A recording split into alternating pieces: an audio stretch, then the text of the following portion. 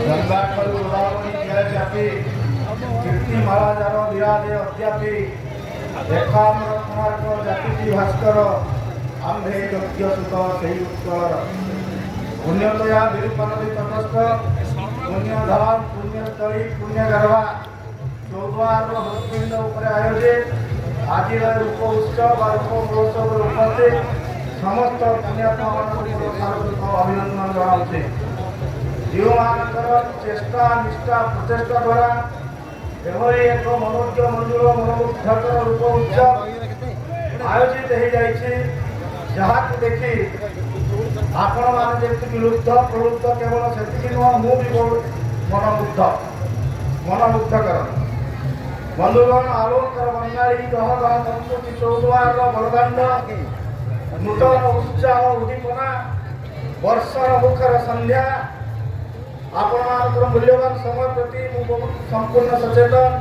अस्थिर मन को स्थिर करने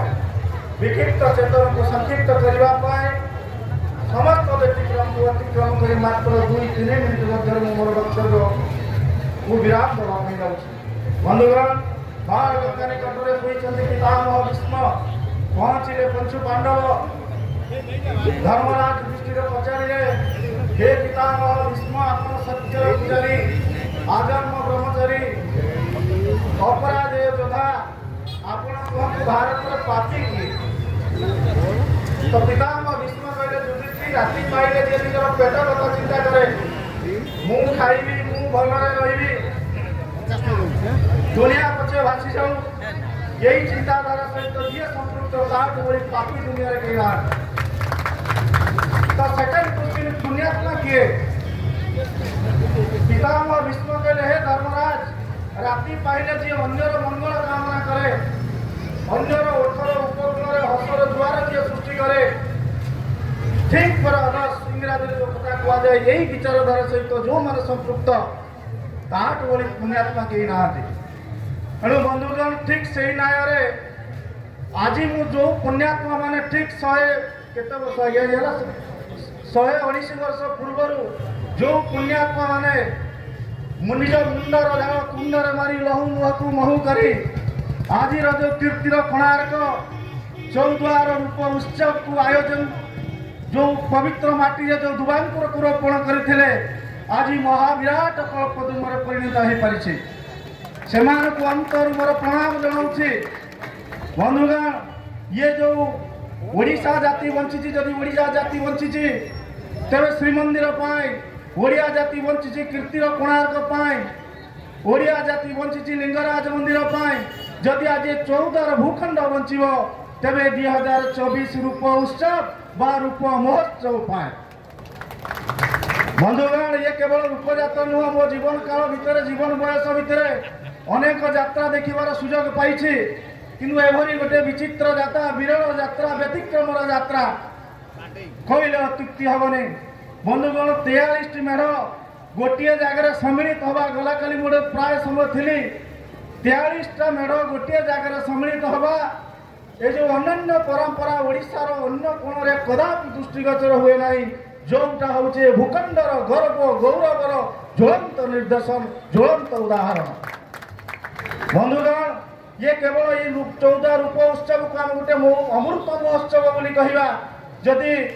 अमृत कथा जगन्नाथ लैंडेड प्रॉपर्टी कहुए अमृतमयी जदि अमृत शब्द उपर आम गोटे मिनिट विचार करवा रामायण जनक पाखे थिला अमृत नाभिकुंड पिंच बच राम तांके रावणर नाभिकुंडरे थिला अमृत जदि महाभारत जनक पाखे थिला अमृत मोर मन पड़ जाए जन अवगुंठनवती माँ डाकिले कर्ण को कहले बाबू मत किसी दान दरकार महावीर महादानी कर्ण कहले माँ तोर कौन दरकार ना माँ कहले तोर अमृत कुंडल 2टा दरकार कर्णर कानरे थिला अमृत ठीक सेमिति भागवत जनक पाखे थिला अमृत सुखदेव गोस्वामी कंठरे थिला अमृत जदि 14 अंचल आम अमृत खोजा तेरे उत्सव अमृतमय ये भूखंड अमृतमय प्रभुंर चरण तुलसी चरण अमृत नाम हूँ नामामृत आपण मान जो कथा जो बंधु आम 2 दिन 3 दिन 4 दिन धरी जो बंधु मैंने प्रसारण करते ये केवल कथा नुह ये हूँ कथामृत केवल से नुह ओडिया पुआ मधुबाबू सुंदर भाषा सजईदे मधुसूदन राव सुंदर भाव सजईदे मा हाथ रंधा तुछा भात थाली लागई मधुर अमृत ठुबली मार हाथ में खाइला अमृत ये उत्सव होउछि अमृत बंधुगण जदि ये गोटे गोटे गोटे मिनिट भीतर मुझे सारूची ये हूँ 12 कलिर उत्सव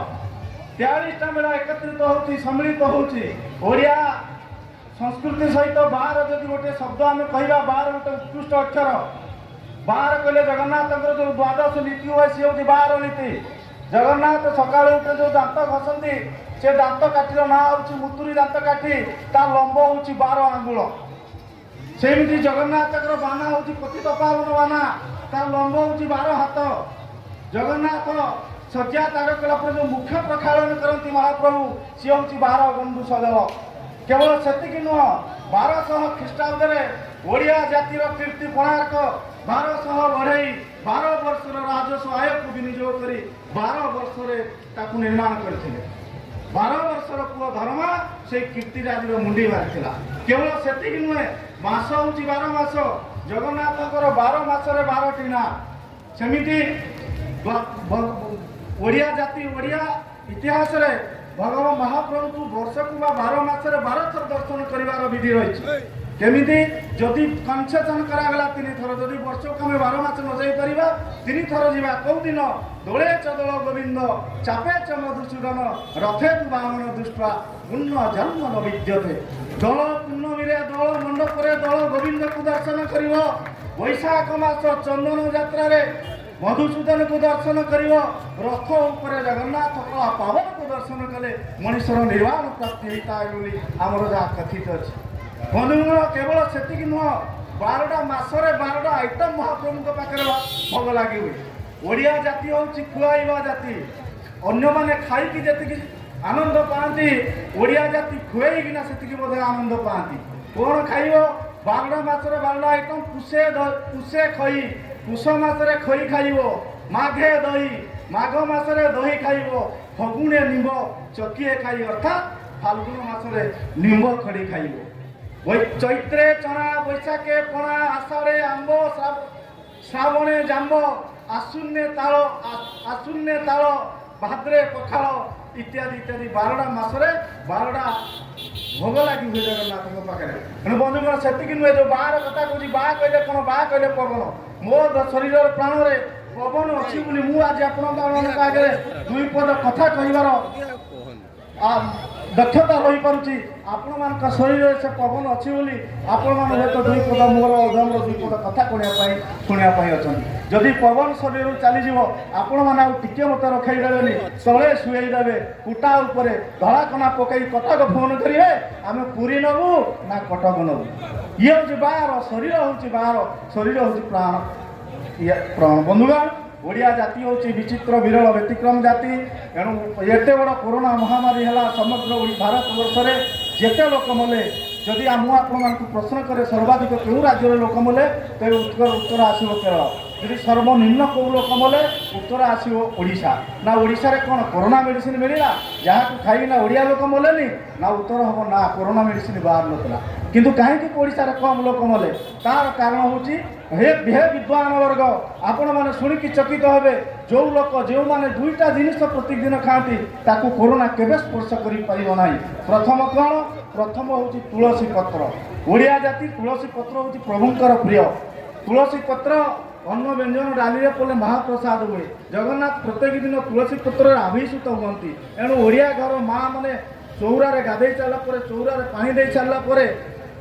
प्रत्येक दिन तुलसी पालन कर तेणु तुलसी पत्र पाइले निरोग रॉडीर इम्यूनिटी बढ़ द्वितीयटी कौन द्वितीय हूँ पखाल आपण मैंने जो मैंने प्रत्येक दिन पखाल खाती से कदापि व्याधिग्रस्त हेनी गायक भास्कर बालकृष्ण दास भाषा उत्तरे पखाल संजीवनी सुधा एका बेले हरे क्षण पुष्कला बाधा एणु 3टा जिन सब एका बेले हरण फेरबार अच्छी पखाल पाखे एणु बंधुगण ये ओडिया संस्कृति परंपरा सहित यही 2टा जिन ओतप्रोत भाव में जड़ित थी ओडिया जाति हूँ निरोग जाति एत बड़ व्याधि आसला सारा हाहाकार होगला संसार କିନ୍ତୁ ଓଡ଼ିଆ ଜାତିକି କଦାପି ଭୀତଗ୍ରସ୍ତ ହେଲା ନାହିଁ। ବନ୍ଧୁଗଣ, ଏଇଭଳି ମହାର୍ଘ୍ୟ ଉତ୍ସବରେ ମୋ ଭଳିଆ ଗୋଟେ ଛୋଟିଆ ଲୋକକୁ ନିମନ୍ତ୍ରଣ କରିଥିବାରୁ ଏ ଅନୁଷ୍ଠାନ ଯେଉଁମାନେ ସ୍ରଷ୍ଟା, ଯେଉଁମାନେ ଉଦ୍ୟୋକ୍ତା, ଯେଉଁମାନେ ପ୍ରବକ୍ତା ସମସ୍ତଙ୍କ ପାଖରେ ମୁଁ କୃତଜ୍ଞତା ପ୍ରକାଶ କରୁଛି। ଆଉ presence is the best presentation, ଉପସ୍ଥିତି ହିଁ ଉପହାର। ଯେଉଁମାନଙ୍କ ଉପସ୍ଥିତିରେ ଆଜି ଏ ସନ୍ଧ୍ୟା ମହାର୍ଘ୍ୟମୟ ହୋଇଛି, ଆଜିର ସନ୍ଧ୍ୟା ଅମୃତମୟ ହୋଇଛି। ପୁଣି ମଞ୍ଚ ଉପରୁ ସମସ୍ତଙ୍କୁ ନମସ୍କାର ଜଣାଇ ମୋର ବକ୍ତବ୍ୟ ବିରାମ ଦେଉଛି। ଜୟ ଜଗନ୍ନାଥ, ଜୟ ଜଗନ୍ନାଥ, ବନ୍ଦେ ଉତ୍କଳ।